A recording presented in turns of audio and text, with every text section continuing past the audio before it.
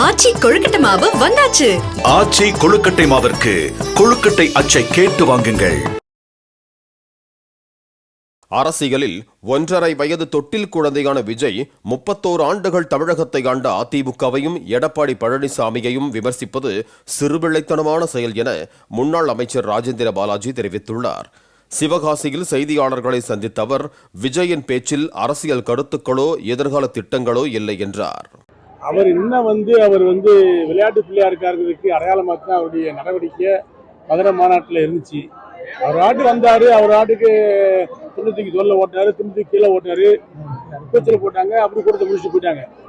ஒரு வலுவான அரசியல் இயக்கமாக நடத்தக்கூடிய ஆற்றல் அங்கே இருப்பது மாதிரி தெரியல.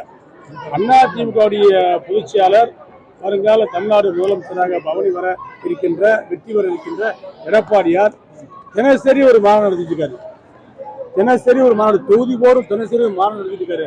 அப்படிப்பட்ட தலைவரை பற்றி அடையாளம் தெரியாத ஒரு தலைவரை போல இவர் பேசுவது சிறுவிளைத்தனமானது.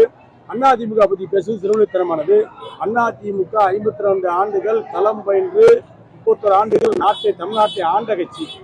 இந்த கட்சியை குறைத்து மதிப்பிடுவதற்கு பேசுவது அவருடைய வீழ்ச்சியினுடைய முதல் படிக்கட்டில் ஆரம்பித்து விட்டார். இன்னும் அவருக்கு மிகப்பெரிய எந்த ஒரு வெற்றியும் கிடைக்கக்கூடிய வாய்ப்பு அவருடைய பேச்சில் தெரியவில்லை. 1.5 வயது உள்ள தொட்டில் குழந்தையாக இருக்கின்ற விஜயனுடைய கட்சி, விஜய் அவர்கள் அதிமுக தலைமையை பற்றியோ அதிமுக கட்சியை பற்றியோ பேசுவது கேள்விக்குரியது. அவருடைய பேச்சுக்கள் செயலில் எதுவும் நடக்கப்படுவது கிடையாது. விஜய் விளையாட்டு மாதிரி போயிட்டு இருக்காருங்க.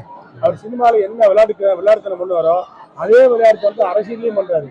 அவர் வாடிக்கு எல்லாரும் மீட்டிங் முடிச்சுட்டு முன்வாசல் வழியே போவாங்க, இவர் பின்வாசல் வழியே போறாரு.